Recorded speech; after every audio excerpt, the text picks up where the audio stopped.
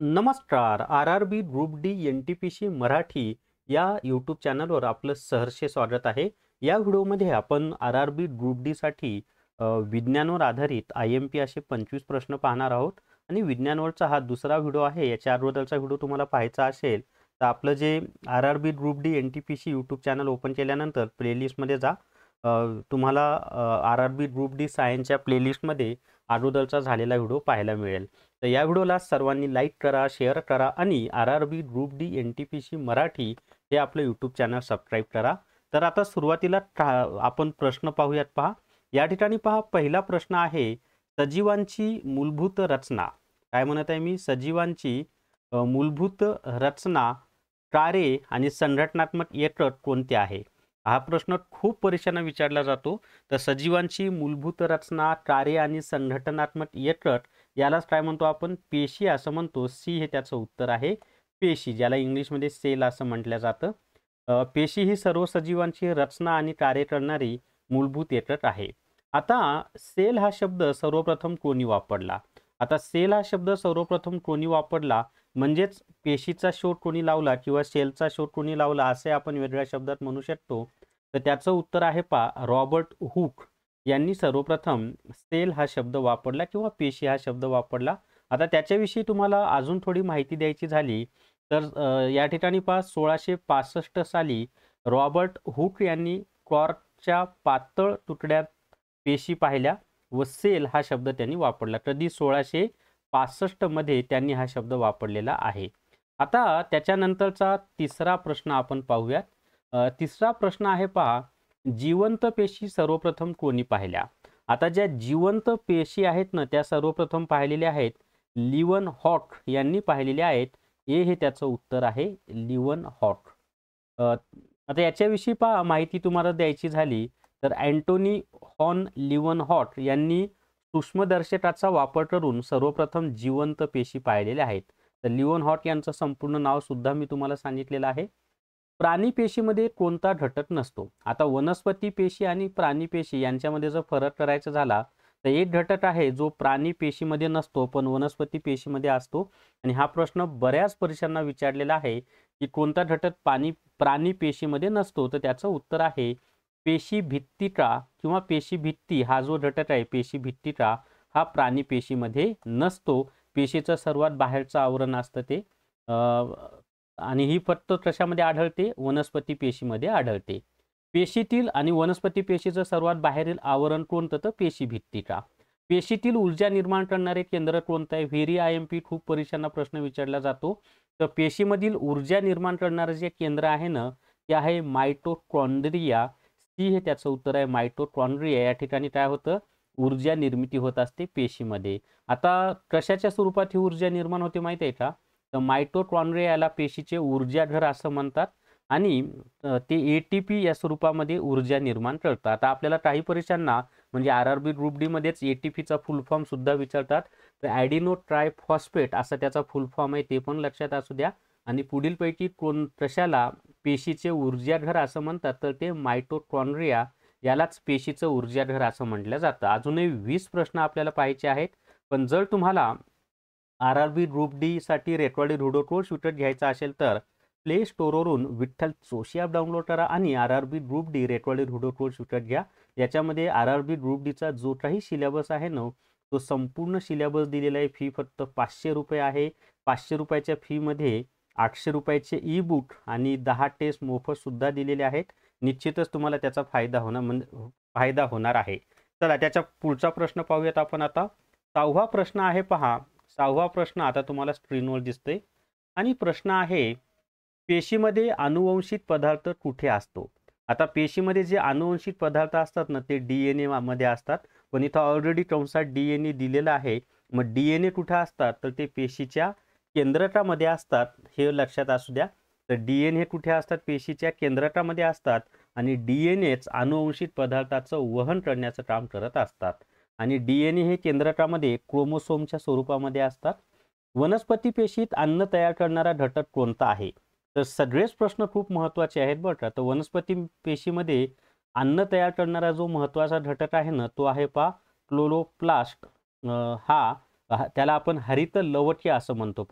तर हा काय आहे की अन्न निर्माण करणारा महत्त्वाचा घटक आहे. इंग्लिशमध्ये क्लोरोप्लास्ट आणि मराठीमध्ये आपण त्याला हरित लवके असं म्हणतोय. हरित लवकांच्या साहाय्यानेच वनस्पती प्रकाश संश्लेषण ही क्रिया करत असतात.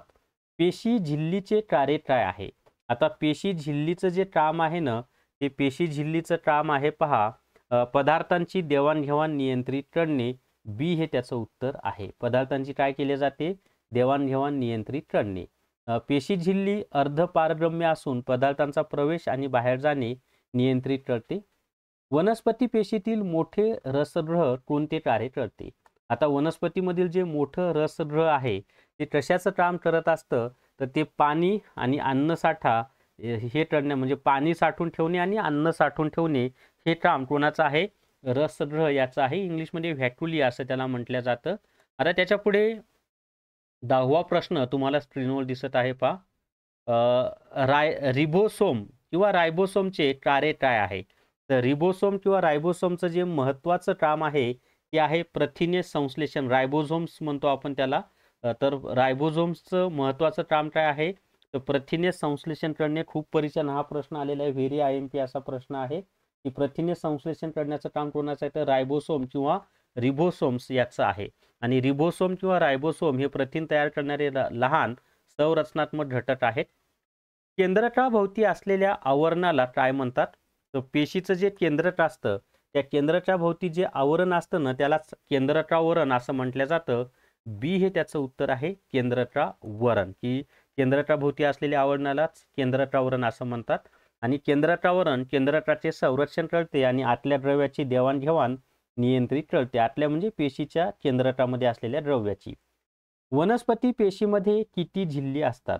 आता वनस्पती पेशींचा जर विचार केला ना तर त्याच्यामध्ये एकूण 2 झिल्ली असतात. 2 हे त्याचं उत्तर आहे.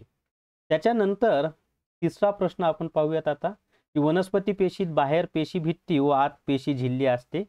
केंद्रक नसलेली पेशी म्हणजे काय? म्हणजे ज्या पेशीमध्ये केंद्रकच नसतं, अशा काही पेशी आहेत की त्या पेशींमध्ये केंद्रक नसतं. तर केंद्रक नसलेली जी पेशी असते तिला काय म्हटलं जातं? तर तिला प्रोकॅरियोटिक असं म्हटलं जातं. बी हे त्याचं उत्तर आहे, प्रोकॅरियोटिक. केंद्रक नसलेल्या ज्या पेशी असतात त्यांना प्रोकॅरियोटिक असं म्हणतात. आणि उदाहरण द्यायचं झालं तर प्रोकॅरियोटिक पेशींमध्ये केंद्रक व झिल्लीबद्ध अवयव नसतात आणि बॅक्टेरियामध्ये असणारे जे पेशी आहेत त्यांच्यामध्ये केंद्रक नसतं. व्हेरी IMP बऱ्याच परीक्षांना विचारलेलं आहे की पुढीलपैकी कशाच्या पेशीमध्ये केंद्रक नसतं? तर बॅक्टेरियामध्ये ज्या पेशी असतात ना त्या पेशींमध्ये केंद्रक नसतं. पेशीतील सायटोप्लाझम म्हणजे काय? आता पेशीमध्ये असणारं जे सायटोप्लाझम आहे ना त्यालाच काय म्हणतो आपण? केंद्रकाभोवतीचे द्रव्य. म्हणजे पेशीमध्ये असलेलं जे सायटोप्लाझम आहे त्यालाच काय म्हटलं जातं? केंद्रकाभोवतीचे द्रव्य असं त्याला म्हटलं जातं. त्याच्यानंतर सायटोप्लाझम हे पेशीतील द्रव्य आहे ज्यात विविध अवयव तरंगतात. म्हणजे जी पेशी अंडक असतात की नाही ते सायटोप्लाझम मध्ये तरंगत असतात. पेशीच्या केंद्रकाभोवती असतं. पेशी भित्तीचे मुख्य घटक काय आहे? आता ही जी पेशी भित्तिका असते ही पेशी भित्तिका फक्त वनस्पती पेशीमध्येच असते आणि तिचा मुख्य घटक आहे सेल्युलोज. ती हे त्याचं उत्तर आहे, सेल्युलोज. म्हणजे झाडांची जी साल वगैरे असते की नाही ती सेल्युलोज पासून बनलेली असते आणि वनस्पती पेशी भित्ती प्रामुख्याने सेल्युलोज पासूनच बनलेली असते. त्याच्या पुढचा प्रश्न पाहूयात, पण एक छोटीशी जाहिरात. जर तुम्हाला RRB ग्रुप डी रेकॉर्डेड हुडो कोर्स विकत घ्यायचा असेल तर प्ले स्टोअरवरून विठ्ठल जोशी ॲप डाउनलोड करा आणि RRB ग्रुप डी रेकॉर्डेड हुडो कोर्स विकत घ्या.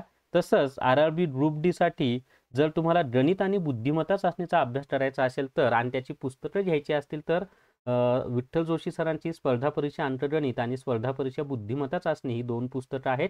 ती घेण्यासाठी 8806068618 या व्हॉट्सअपच्या नंबरवर मेसेज करा किंवा फोन करा.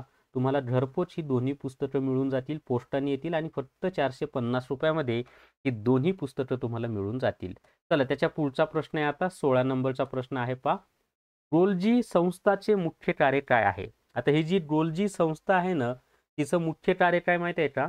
तर पदार्थ पॅक करणे व त्याचा स्त्राव करणे हे त्याचं मुख्य कार्य आहे. गोल्जी संस्था असतात आपल्या पेशीमध्ये.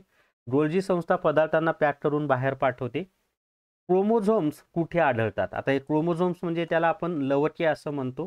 तर ही जी क्रोमोझोम्स आहेत ना ही कुठे आढळतात? तर पेशीच्या केंद्रकात असतात. बी हे त्याचं उत्तर आहे. क्रोमोझोम्स ही कुठे असतात? केंद्रकामध्ये असतात. बी हे त्याचं उत्तर आहे. क्रोमोझोम्स केंद्रकात असतात व ते आनुवंशिक माहिती साठवतात, ते पण माहिती असू द्या. वनस्पती पेशींच्या हिरव्या रंगाचे कारण काय आहे? आता वनस्पती पेशींचा जे हिरवा रंग आहे त्याचं महत्त्वाचं कारण काय माहिती आहे का? तर क्लोरोफिल हे त्याचं महत्त्वाचं काम आहे. ए हे त्याचं उत्तर आहे, क्लोरोफिल. क्लोरोफिल हा हिरवा रंगद्रव्य क्लोरोप्लास्टमध्ये असतो. पेशी सिद्धांत कोणी मांडला आहे?